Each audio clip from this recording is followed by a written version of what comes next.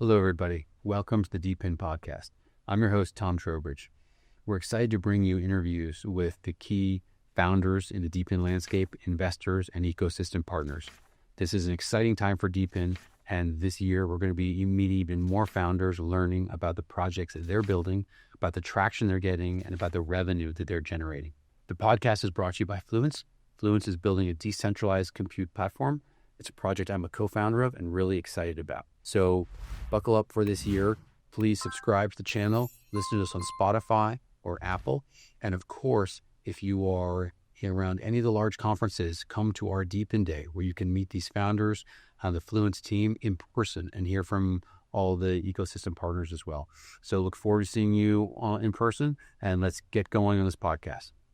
Hello, everybody. Welcome to the DePIN Podcast. I'm your host, Tom Trowbridge. I am thrilled to have Jemma with me here. Jemma is the co-founder and executive chairman of Powerledger. Welcome, Jemma. Hey, Tom. Thanks for having me. And it's exciting because Powerledger is one of several DePIN projects in the power space. But unlike other ones, Powerledger is basically tracking and tracing electricity. And when you do that, it enables a whole number of use cases and efficiencies. So, Jemma, why don't you dive in immediately and give us a bit more detail as to what Powerledger does? Sure. So we created a company 9 years ago with a view to democratizing power. And the way that we do that is firstly tracking each kilowatt of energy in terms of type, time, place. And corporates and companies can use that for reporting purposes and also to understand what else they need to buy to procure to get to, say, a target. But then you can also use that information to create marketplaces such as peer-to-peer trading of electricity, which can also include batteries. And in doing that, you can help balance supply and demand on the grid and provide grid services. And then lastly, we have a marketplace, which is in America only, for trading energy certificates, so renewable energy certificates. And what a certificate is, one certificate represents 1 megawatt hour of renewable power. So if you've got a large solar farm, you generate electricity, but you also generate a certificate per megawatt, and you can sell that separately. If you remove it from the energy, you can no longer call the actual megawatt hour renewable. So sometimes it's sold together, and that means that you can call it renewable, but you can separate it and just sell it as plain old energy and then separately monetize the certificate, and that's quite common. And so we have an automated marketplace for that in the US. And then we have a token called the POWR token, which is spelled POWR, and that is on both Solana and Ethereum. And we also directly invest in other companies as well. So that's our kind of portfolio of activities. Well, there's a lot to get into, and I want to go through each one of those things if we can. But let's talk about energy, because overall energy is a complicated space, complicated market, subject to a lot of regulation, much more so than, if I want to, there are DePINs that track flights, there are DePINs that provide a number of, drone, mapping. So they have some level of regulation, but far less than energy. So can you first help us understand kind of how you interact on the regulatory side and kind of where it's easy, where it's hard, and kind of the value that you're kind of bringing to each of these sort of the subsectors that you're focused on? Certainly. So in the US, the marketplace for trading renewable energy certificates is really automating a process that is largely broker driven and quite opaque in terms of like price discovery, and the settlement process is very expensive, like from a middle and back office perspective as well. It's very costly to reconcile and settle trades. So having an automated process around that is quite appealing for like market participants. So I'd say that is less about energy, like regulation reform or market for changes. Whereas with the peer-to-peer products, and I think more broadly, I think, you're seeking comments about what's going on in energy. Energy kind of didn't change for pretty much a century. It was like big power stations, like nuclear, coal, gas, outside of town, bringing electricity into cities and supplying, homes and businesses. But, about 20 or 30 years ago, that started to change from like a one-directional system, unidirectional, to a bidirectional system, triggered by the introduction of variable renewable energy in grid, so solar, wind. And it was largely encouraged through subsidies in the form of feed-in tariffs, which is a very blunt price signal which sorts to subsidize the cost. And it caused, in the countries that offered this subsidy, it caused the mass proliferation of renewable energy and started to change the energy grids. And it was touted as a success in many places. And, to a certain extent it was. You're getting more megawatts of power. But the subsidy in the form of the feed-in tariff was a blunt price signal and didn't attend to time and place. So it basically said build it anywhere, whether you need it there, and have it generate whether it's needed at that particular time. And the worst sort of example, the best example, said another way, is Germany. It has the highest amount of renewable energy in the world, but most of it's in the north of the country, whereas the citizens and the businesses are largely in the south. And so they had to build very expensive poles and wires, transmission lines, to bring the electricity to market. And that was very costly. And that has resulted in Germany having the most expensive electricity in the world. And you can see this in all countries that have a high amount of variable renewable energy in their grid, very expensive electricity. So it's like a kind of perverse outcome. And it's partly due to renewables, but it's also because of the price signal. We could see this problem of subsidy driving adoption of renewables and having it not attend to time and place. And we can see Powerledger really to provide a way to encourage more renewables into the grid close to where it's needed at the times when it's needed as well. And that's why we developed our local energy market, a dynamic pricing market model. And we've tested that in many countries. But I think that the way that the grids are priced now is like they basically smear the grid costs across everybody, and they're not locally differentiating network pricing. And we can see that this is going to change because the network costs keep getting more and more expensive. And I think another point of pressure, in addition to renewables on the grid, which we're seeing now, is AI.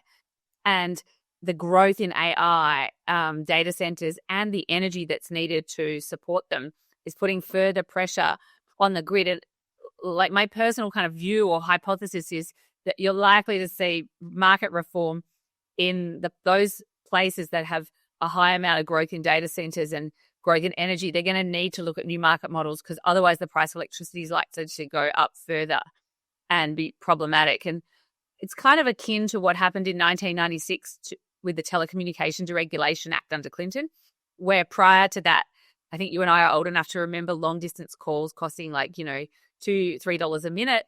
And then after the Telecommunication Deregulation Act, lots of ISPs could set up and offer their services, and the way, calls and data was priced totally changed. And I think we're heading into that realm right now, but the networks are largely full of engineers that when there's a, congestion on a grid, they'll just upgrade a substation, a transformer, a capacitor bank. And we're now asking them to become marketeers to look at how could price signals avoid the need to upgrade a substation and relieve congestion by encouraging people to put in batteries and store that surplus power and relieve the congestion another way. So it's quite a big cultural change, I think, is what I'm pointing to. It's not like a quick thing. We anticipated this, but I think energy markets are really having undergone 2 points of large stress and pressure, renewables and now AI in certain jurisdictions. And I think these things will ultimately be a catalyst for things that are ripe for change. There's a lot there. I mean, I actually started my career in 1996 in the telecom group of a bank, doing all the deals around that were resulted from that Telecom Act you mentioned. So that's a very that's how I know enough about telcos to be dangerous. But that was a pretty busy time. But digging into it a little bit further, and I love that analogy with regard to power.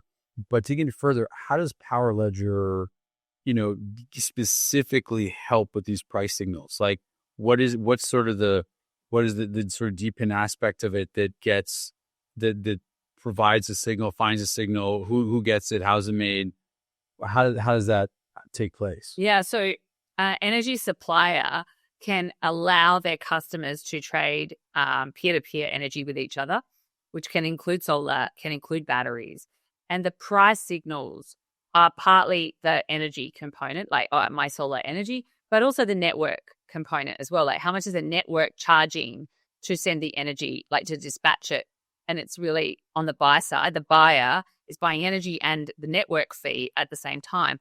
And what the network operator can do in this local energy market is reduce the network cost up at points of congestion to encourage like other households to put in a battery and store that extra power and use that later in the day, perhaps when there's another peak moment, at nighttime. So you've got kind of what's like in using the solar example situation called like the duck curve, where you're exporting a lot of solar at noon and there's not a lot of demand.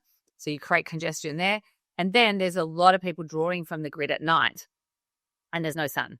But if you can create a local energy market, like say we live on the same street, you've got solar, I put in a battery, you're not consuming all your solar. Some of it's being exported and ultimately causing congestion on a substation or a transformer, capacitor bank.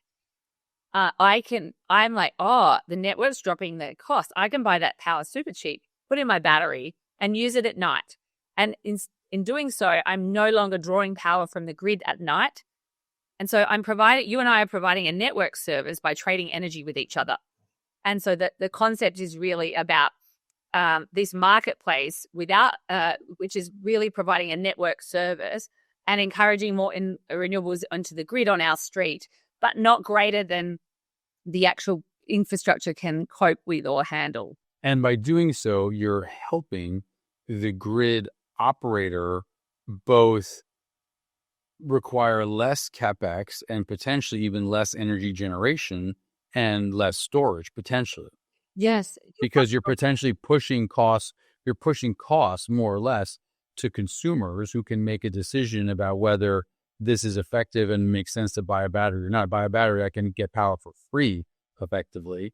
So over what period of time do I need to make that make sense? And I don't have to worry about the grid operator. The grid operator loves it because that's just less energy they need to supply at peak times, I'm guessing. Yeah, absolutely. I think that it creates a business case for me to put a battery in when I probably wouldn't do that. Or what it does is it means that the payback on that is much shorter. So instead of being 11 years, it might be like 5 or 6 years, for example. And so, I'm making that capital investment rather than, the network operator. So it's externalizing that CapEx. And in doing so, I'm providing a network service. And the incentive to do that is a reduction in the network fee. But that's like economically justified. It's not just like a freebie because you're avoiding or deferring augmentation of the infrastructure. And so in order to roll this out, you need to sign up the network operators, and then you also have to educate their customers on what's possible, right? And so is that where is that taking place? Yeah. So at the moment, the peer-to-peer product is just including rooftop solar, like in terms of deployment. We've built it out to include batteries, but the network operators, I would say, are not yet at the point where it's a big enough pain point and a large enough amount of geographical locations in the grid for that kind of catalyst to be ripe for change. So where we anticipated this would, take, when's the 1996 moment and where's it going to happen first is really the question. And I suspect it might be in like the America, in states like California. Like Virginia has a very high amount of data centers, for example. But California's got quite a lot too. But what you need is pressure on the grid from renewables and data centers. And you also need network operators that are really advanced. And in California, there's actually quite a lot of network operators that are very advanced in their thinking around this. So our theory is that it's probably going to happen there first. Or one of the others, there are other places where you've got pressure on the grid and more advanced thinking around network operators where you're likely to see this occur first catalytically. Got it. And so that's a longer path and requires a catalyst for these probably slow moving, not very innovative, power companies to adopt this type of, to basically let control go to some extent in some of their, with some of their customer. So that is I see that you require some type of catalyst. So then the main focus is the energy trading, the green energy trading you mentioned earlier. Yeah, so the certificate trading business, is, I think, the focus for us in terms of like in the immediate sense, where we are constantly looking like R&D wise what's going on, but we always understood this to be, energy markets are like move at a glacial speed, and so we understood this from the outset that this was like a longer game. So we built the tech, we've tested it and deployed it in lots of, we've put it in 15 countries, but ultimately we're looking at where is it going to happen first and positioning ourselves in that regard. Interesting. And so let's back up for a second and talk about you and what's your journey into coming here, because this is a very specific space and it's a very specific kind of solution that you've been built and are building. So how did you end up here? How did you discover that this was the sector you wanted to found a DePIN project? It was a bit of an accident. So I worked in investment banking in London for 11 years. I moved back to Australia, where I'm originally from. And before I did that, I did a hike. I hiked across Spain and did the Camino de Santiago.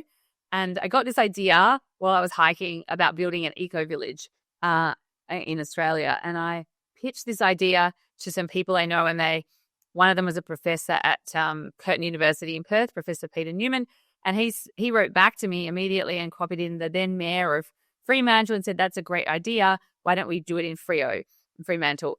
When I got back to Australia, I was persuaded by him and others to do a PhD on this topic. And so I designed a solar and battery system for an eco-village in Fremantle. And I could see these problems, which I've just shared in brief to you here. And I was halfway through my PhD trying to find software to allow the trading and sharing of energy within the eco-village, and I wasn't able to find anything that did that. Happenstance, a former JP Morgan colleague of mine from my London days emailed me and introduced me to my business partner today at Powerledger, John Bullich. And I'd actually just had my first child 7 weeks earlier, so I wasn't really up for having a meeting. But in any case, I felt for some reason with this outreach, I felt compelled to meet him. I called up my mum. I said, "Could you come over and hold the baby Amelie?" So the four of us sat in my lounge room, and he basically started talking to me about blockchain. He had developed, he'd set up a blockchain kind of studio and was spinning up different companies using blockchain technology. And this was in February of 2016, so more than 9.5 years ago. And I said, well, could it do anything to do with my doctoral research, the Eco Village? And we started to look together and saw many opportunities around tracking and tracing energy, peer-to-peer energy trading to provide grid services, and also automation of energy certificate markets, tokenizing these and creating better price transparency and price discovery and, reducing counterparty settlement risk. And so we got very excited, and 3 months later, we set up the company. So that's how it started in Australia. And we operated in Australia for 7 years. And 2 years ago, we didn't have any clients in Australia, and we just, our clients were in Europe and the US. And, by that stage, I had 3 children. Traveling to service these markets was tedious from Australia. So we just decided to move the company, and we looked at a few different places, and Switzerland just really stood out as a great place from a professional perspective, but also a really great place for family. Super interesting. And, when you think about it, and this is a question I ask a lot of DePIN founders, is there part of the technology or part of your offering now that wasn't possible, 5 years ago or whatever it was? Like, you think about, you said the software didn't exist. True. Get it. You have to build that. That's true for almost any software company. But are there other elements of it, from tokenization, other things that we wouldn't have been able to be possible years ago? I think that a lot of things have changed. One is the sentiment around blockchain and the willingness to use this technology. And I think, previous, administrations in the US meant that I'd say blockchain was put as more of a background conversation than a foreground conversation, and in many cases was disappeared because of concern around like the regulators. But under the new US administration, I think it's very much seen like, as a key technology. I think that sort of set the kind of context around like experimentation and utilization of it, and that it's not seen as like a fringe thing. Although there's certainly bad actors and activities in this space, there's lots of really great innovation and legitimate work going on. So that's a big thing. The second thing would be that there were things that you could do using blockchain, like for example, fractionalize energy assets or others that were prohibitively expensive to implement because regulators were requiring you to do parallel systems in the TradFi way as well as the Web3 way, which made it prohibitive to actually do. And I think that has that change in like political landscape has made a lot more things possible. The other thing would be that energy markets were not going to just change really quickly as well. So there were certain things that needed to kind of, line up. And I think that, we're geopolitically as well, with constraints on supply, that is also put pressure on systems and has people think differently as well.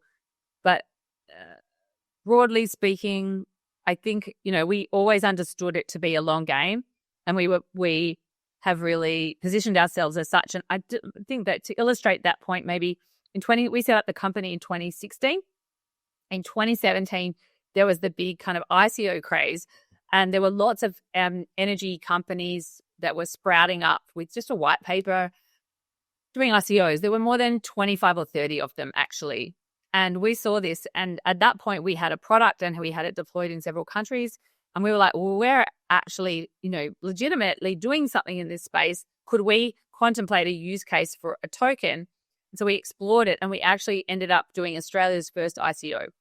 And since then, all of those companies have disappeared except us and one other company, because I think that they didn't understand the time horizons, or they didn't manage their treasuries effectively, or they didn't have good products for whatever reason.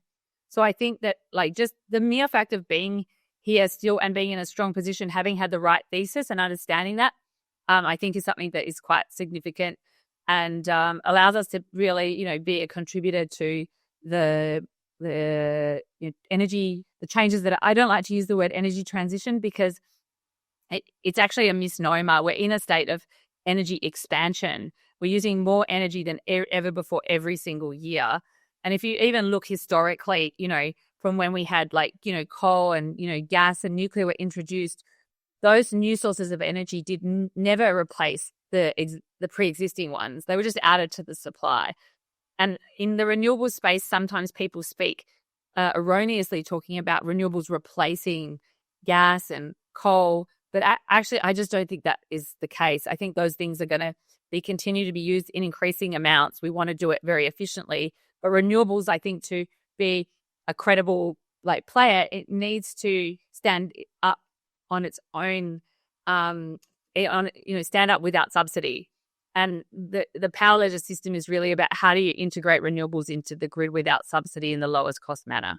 Really interesting. Yeah. And so, I think the other part here, which is so great, is the community-based power environment. And I've seen other projects kind of target this as well, whether it's, there's a couple out there. I'm blanking on one of the names right now, but they're doing this as well. When you think about community-based power with people generating, storing it, and trading it, that it also sounds like a far more kind of sustainable future as well. And so that is, that terrific to be doing. I want to return though to one thing you mentioned in terms of token, because tokens have changed a lot since 2016. And so I'm curious to hear about the token and kind of how you set it up, what it does, and you referenced it earlier on. So how's the token kind of is a part of the network and part of the trade? Yeah, it's a great question. How we've used the token has changed iteratively since we created the token. When we first conceived it, we were using Ethereum, and the POWR token was issued as a ERC20 and still is an ERC20 token. And the use case we initially envisaged and implemented was clients could pay their software license fee using cash, or in POWR. If they paid in fiat, we would keep the money. But if they paid in POWR, we would lock it up in a smart contract and they could have it back at the end of the contract. And clients actually, some of them found it, like the bigger companies found it more difficult to figure out how to put it on their balance sheet. Because think about it, was like 8-9 years ago. But like quite a lot of mid-tier clients were up for doing this and trying it. So it actually was quite interesting to see how well and much it was adopted.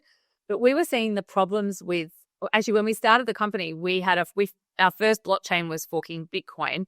And then we experimented with the JP Morgan blockchain, and then we landed on Ethereum.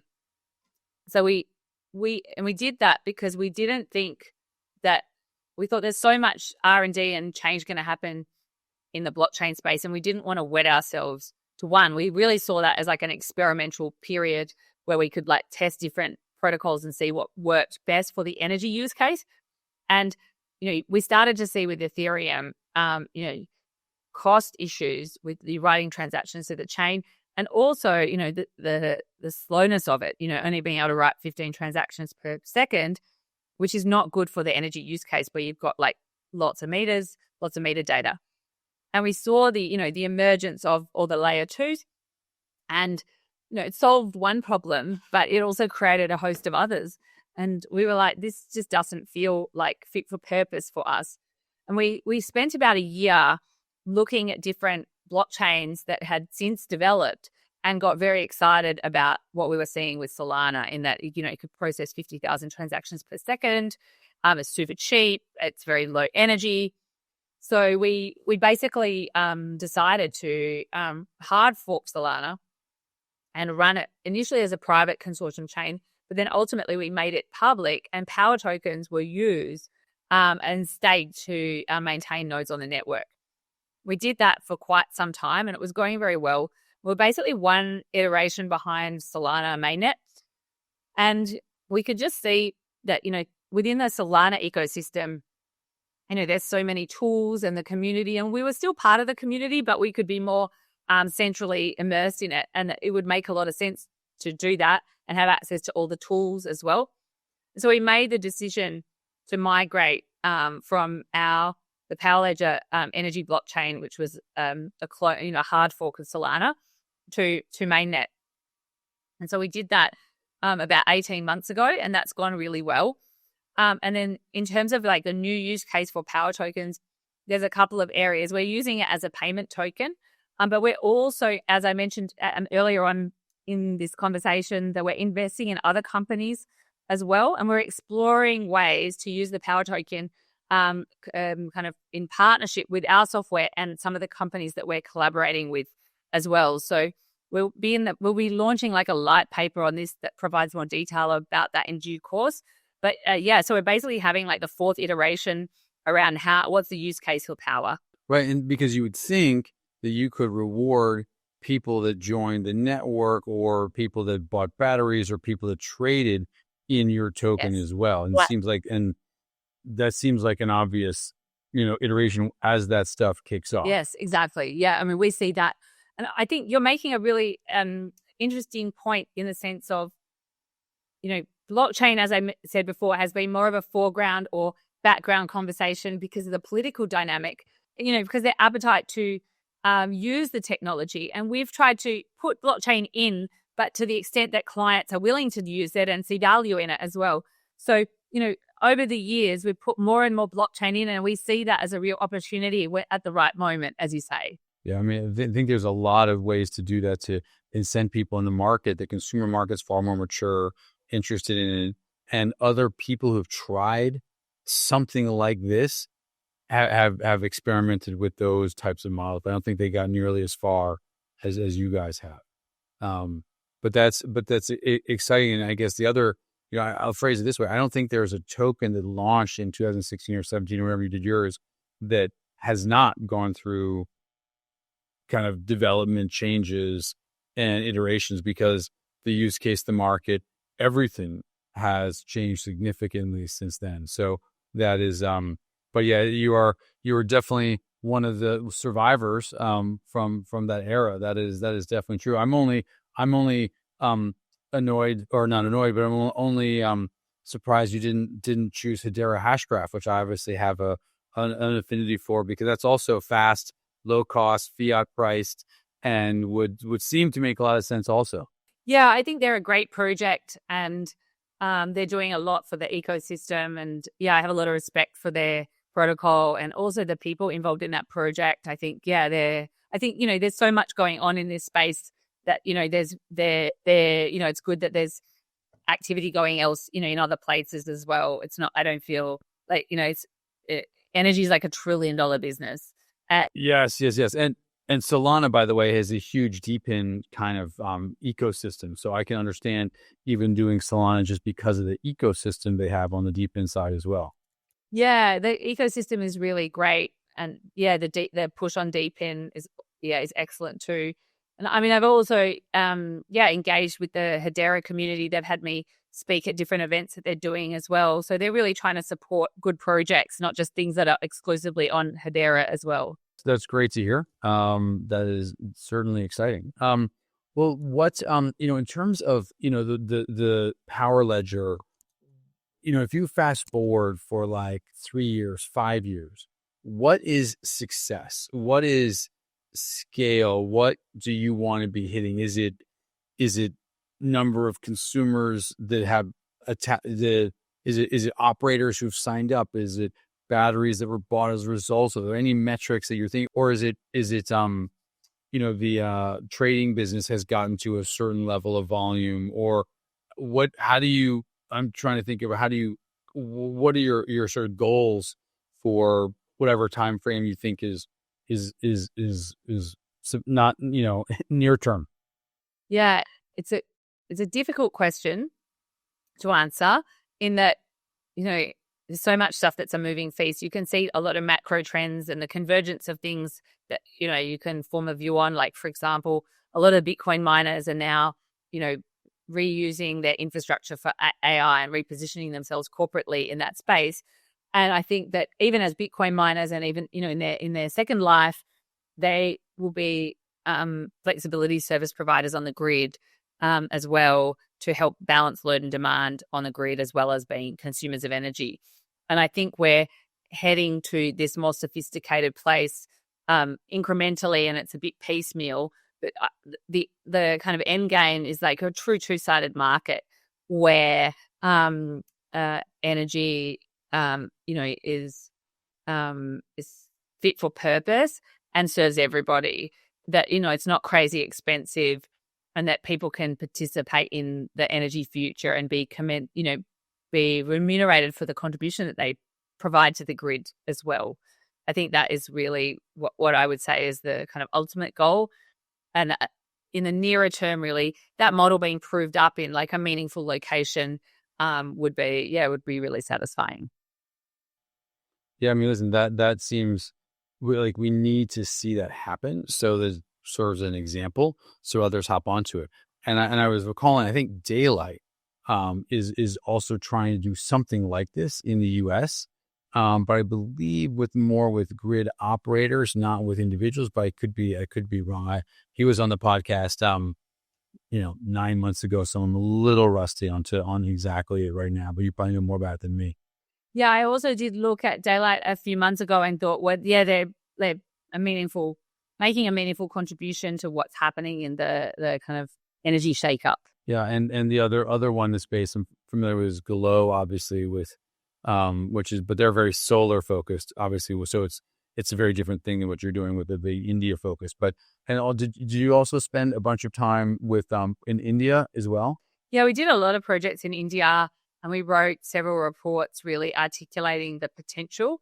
And I think state by state, there's certainly appetite to do this, and right now we're engaging in a number of conversations there. At the same time, you can see tension where like federal governments are making noises about having unified tariffs across all states, which is totally at odds with this concept and would actually push up electricity prices.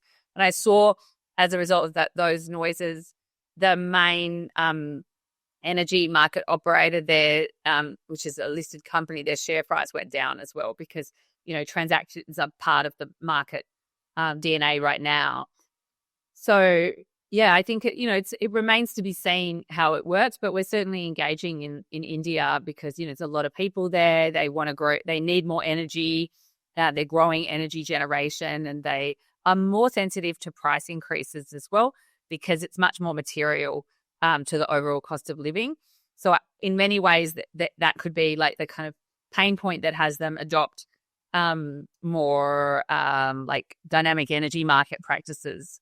I mean, it's got to be tough. I think about what you're doing and realize that there's a global market. So you could be looking at the U.S., which is state by state. You could state by India. I mean, that is a challenge as a CEO to know where to prioritize because you've got entirely different countries, continents, everything, and you just want to find the first people to adopt it. And you got to run all these parallel processes with different cultures, countries, regulators, et cetera. That's a challenge. Yeah, I mean, I think, we deployed our products in like a lot of different countries. So we did understand what's the criteria that it needs to have for it to really work. So we didn't have a clear view of that before we did those deployments, and we do understand that very deeply now. So very quickly when you like see new things happening, you can digest, is that, significant, favorable, whatnot. So it was a very labor intensive period to get that deep understanding. But I'd say now seeing where it's going to happen is much lower effort. Well, that's great. I mean, any advice you have for DePIN founders? I mean, you've been doing this for quite some time. What lessons have you learned that you think you wish you learned earlier, or think that you would like to share? Well, I think, being an entrepreneur is a marathon, not a sprint. And, there are obviously examples of things that went big fast, but generally it's like a decade-long process. And I think you need to understand that and be really lit up by what you're working on because it's got to sustain you for, that amount of time. History is littered with lots of companies that, that failed. So I think to live and grow and expand and become stronger, yeah, you really got to have a topic that is meaningful to you. I think having, there are obviously also examples of companies with just one founder, but having co-founders that you're aligned with, and I think that makes the journey much better as well. Because I mean, if I think about the decisions that I would have made had I made them just by myself versus somebody, having someone to bounce the ideas off, they're invariably much better quality. And so, the decisions that you make ultimately corporately are, I would say, much better if you've got a good co-founder that you can collaborate with. And then you want, investors and shareholders that believe in the vision as well. So, I think patient capital is important too. Yes, I agree with all that. And the co-founder thing, I have two co-founders of Fluence, and I see other projects run by one, and I just feel bad for the guy. I'm like, I feel bad. That's a much harder job to do. And I would take, and obviously you have to be very careful because there's all kinds of stories of founders splitting, and I have a story about that too. But it's still on balance. I think you're exactly right that the co-founder, strong co-founder, especially with complementary skill set, is super critical. And the other point is believe in the mission, which I think that's really what you were saying. Yes, is you've got to believe in the mission of it, because if it's not a mission, then the people are going to fade away and bug out when things get hard. And there's no path, there's no company where they don't get hard at some point. You look at Amazon, right? It's down 90% like multiple times. So that easily could have folded as well. So I think it'd be there. What other we've talked about a couple. I mentioned two projects. Any others in the DePIN space that you pay attention to, think are interesting, follow, and any other ones, energy or elsewhere? Yeah, there's a couple in the Solana ecosystem. There's a mapping one called Hive Mapper. And this one, I think, is a very interesting use case for collecting data to provide better quality maps. And then there's another one for sharing internet as well. And the name escapes me right now, but Andrina? No, it's in Solana. And I think this is great as well. And yeah, so you join this company as a mobile service provider, and then you can share your excess internet with others using a token system. So not Helium. Helium, yeah, Helium. Helium, okay. Yeah, thanks for prompting me on that. Yeah, so I think that they're projects that I really admire, and I think they're really interesting in terms of what they're working on. Right, yeah, that's the case. And another question, obviously you're in Switzerland now. What is the ecosystem like in Australia? I've traveled a lot. That's one place I have yet to go. What's the crypto? Explain to people what the crypto world is like in Australia. Is there a DePIN ecosystem there? I have no visibility into it. Yeah, I mean, I left Australia 2 years ago, and I haven't really been that engaged in what's going on there. But when I left, I didn't really hear of the word DePIN at all, and the blockchain space, at least in Perth, was very small. There's one ASX, like Australian Stock Exchange, listed a company, and I saw that they did a digital asset treasury company kind of strategy relaunch earlier this year.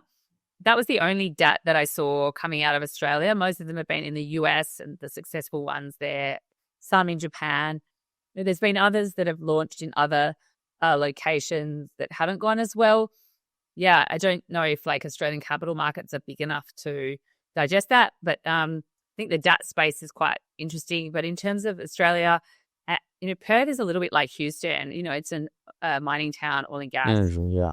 And, I think we just felt a little bit, if we're in Silicon Valley, we would have felt more at home there.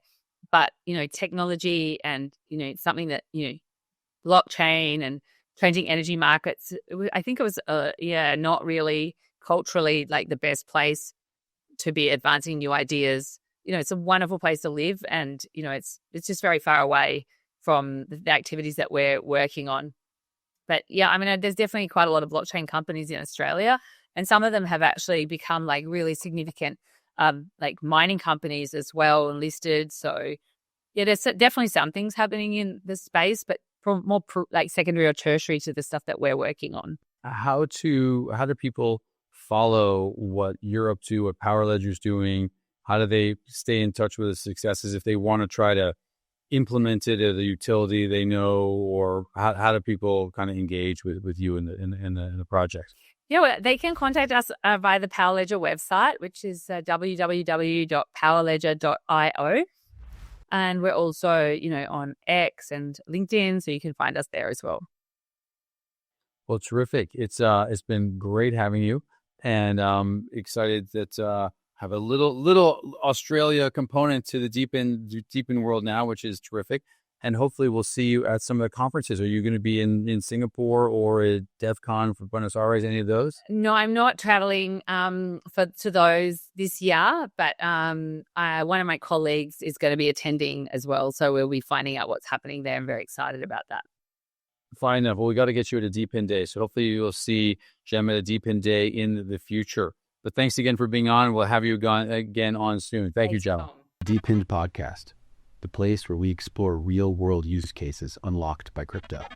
That's all for today. Thanks for watching to the end.